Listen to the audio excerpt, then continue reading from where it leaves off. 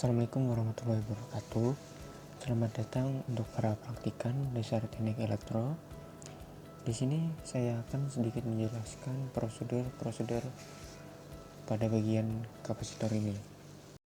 Baik, kapasitor. Kapasitor merupakan komponen pasif penyimpan energi listrik.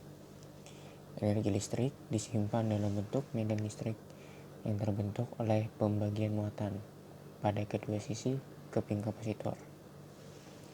Kapasitas dari kapasitor ditentukan oleh yaitu A. Jarak antar keping, kemudian bahan dielektrik, dan luas keping. Kemudian ada macam-macam kapasitor menurut bahan pembuatnya. Pertama, tantalum, yaitu polar, yang artinya memiliki dua kutub, positif dan negatif. Sedangkan keramik tidak memiliki ujung positif dan negatif. Kemudian ada elektrolit, polar, sama seperti tantalum. Kemudian ada polyester, mika, kertas, yang sama-sama tidak memiliki kedua ujung positif dan negatif. Dan untuk konstanta bahan bisa dilihat di bawah tabel 2.1, yaitu udara vakum bernilai 1, aluminium oksida 8, keramik 100 sampai 1000, gelas 8, dan polietilen bernilai 3. Kemudian ada energi yang tersimpan dalam kapasitor. Store sama dengan setengah kali kapasitansi dikali tegangan pangkat 2. Untuk kode dalam kapasitor yang ukuran fisiknya kecil biasanya hanya bertuliskan 2 atau 3 angka saja. Jika hanya ada 2 angka, satuannya adalah PF atau picofarad. Sebagai contoh, kapasitor yang bertuliskan 2 angka 47, maka kapasitansi kapasitor tersebut adalah 47 picofarad. Jika ada 3 angka pertama dan kedua menunjukkan nilai nominal, sedangkan angka ketiga adalah pengali. Faktor pengali sesuai dengan angka nominalnya berturut-turut: 1 yaitu 10, 2 yaitu 100, 3 yaitu 1000, 4 10.000, dan 5 100.000. Sebagai contoh seperti 104 yaitu 10 kali 10.000, 105 yaitu 10 kali 100.000, 222 yaitu 22 kali 100. Kemudian ada tabel toleransinya seperti tabel 1.2, bisa dilihat. Biasanya jika ada huruf itu biasanya terdapat pada bagian kapasitor mika yang menandakan jika hurufnya F maka toleransinya adalah 1% dan sebagainya. Kemudian untuk kapasitor polyester, nilai kapasitansi bisa diketahui berdasarkan warna seperti pada resistor. Benar, seperti pada tabel 1.3, kode warna kapasitor hitam, coklat, merah, orange, dan lain-lain, yaitu dari 0, 1, 2, 3, dan seterusnya. Dan di bawahnya ada contoh coklat, hitam, orange 103, nilainya 103, dengan pengali di belakang adalah 1000. Kemudian ada alat tambahan yaitu laptop atau komputer dan software simulasi Proteus.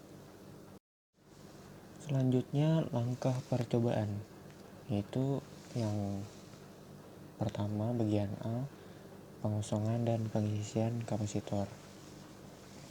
Pada pengosongan, pertama buka Proteus 8 profesional, kemudian buatlah untai seperti gambar 1.1, kemudian jalankan dan ubah posisi rotary switch dari bagian tengah ke bagian atas. Keempat, catat hasilnya setiap 5 detik di lembar laporan Anda sebanyak 10 kali dengan menggunakan tabel. Yang terakhir, ubah nilai kapasitansi yang semula 2200 mikrofarad per 16 volt ubah menjadi 5600 mikrofarad. Kemudian lakukan langkah 3 dan 4 dan serta apa pengaruhnya. Kemudian pengisian pertama, buatlah untai seperti gambar 1.1 tadi. Kedua, jalankan dan ubah posisi rotary switch dari bagian atas ke bagian tengah. Kemudian catat hasilnya setiap 5 detik di lembar laporan Anda sebanyak 10 kali dengan menggunakan tabel. Lalu ubah nilai kapasitansinya dari 5600 mikrofarad per 16 volt. Kemudian lakukan langkah 3 dan 4 seperti pada pengosongan tadi. Kemudian bagian B, pengisian dan pengosongan kapasitor terhubung paralel. Untuk pengisian, buatlah untai seperti gambar 1.2, kemudian jalankan dan ubah posisi rotary switch dari bagian atas ke bagian tengah. Kemudian catat hasilnya setiap 5 detik di lembar laporan Anda sebanyak 10 kali dengan menggunakan tabel. Lalu setelah itu ubah nilai kapasitansinya, lakukan langkah 3 dan 4 serta apa pengaruhnya. Sedangkan di pengosongan sama seperti bagian pengisian, yang berbeda adalah pada bagian poin 2, jalankan dan ubah posisi rotary switch dari bagian tengah ke bagian atas. Dan gambar 1.2 bisa dilihat di bagian bawah tersebut.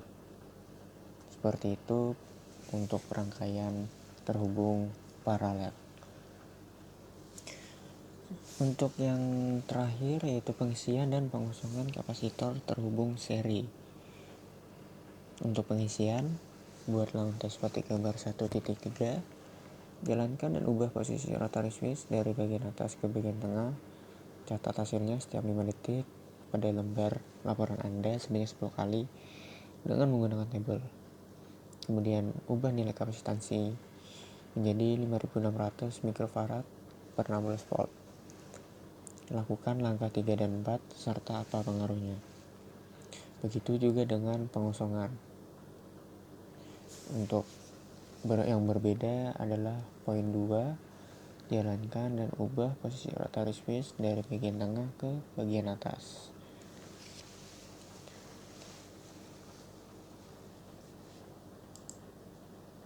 Untuk gambar 1.3 bisa dilihat pada slide ini seperti ini untuk yang terhubung seri.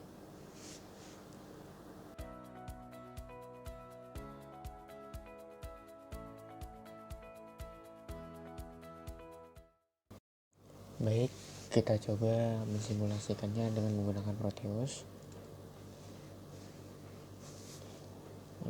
Kita tulis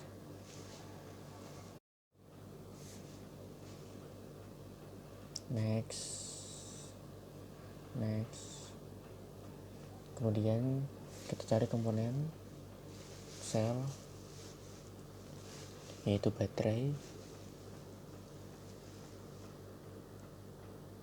Kita menggunakan device baterai. Kemudian resistor,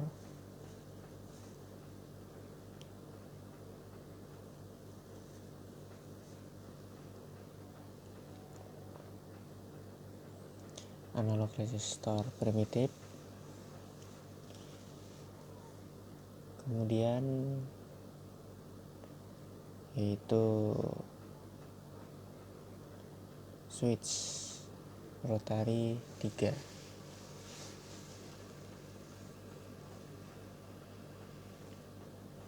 switch rot 3.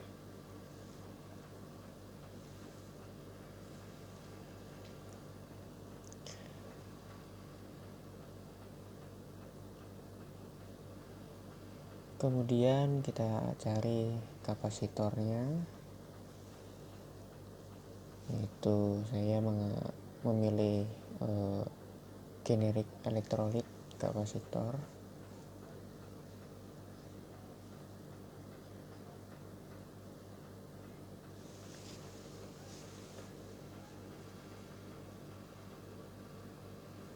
Ya, seperti ini komponen yang dibutuhkan.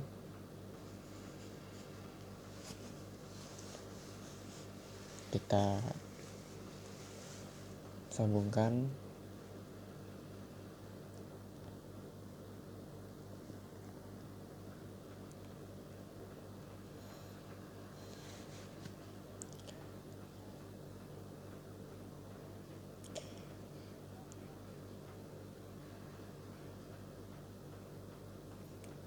Seperti ini rangkaiannya. Kemudian kita cek, kemudian kita rubah nilai baterai awal 1,5 menjadi 12 volt,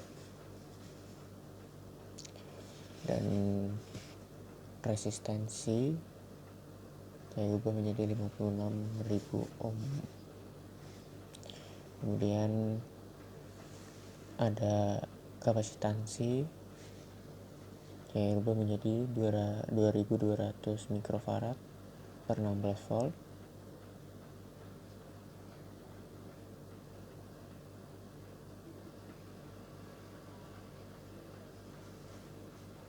Kemudian kita ambil DC voltmeter untuk alat ukurnya.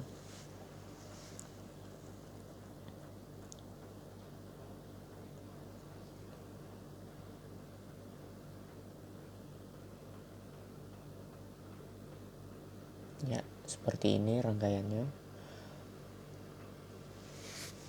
Kemudian kita jalankan, kita simulasikan.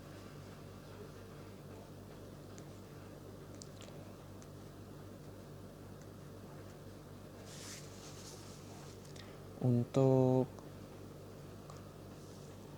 sebuah ini untuk pengosongannya, dan ini untuk pengisian. Jadi dari sambungan bagian atas ke bagian tengah untuk pengisian pada kapasitor. Sedangkan untuk pengosongannya yaitu kebalikan dari pengisian, seperti ini.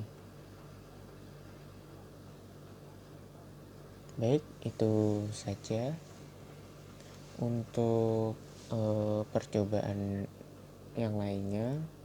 Bisa menyesuaikan seperti rangkaian atau pada langkah percobaan bisa diikuti gambar baik 1.2 maupun gambar 1.3. Dan untuk mengubah nilai kapasitansinya bisa dilakukan seperti tutorial tadi. Terima kasih. Wassalamualaikum warahmatullahi wabarakatuh.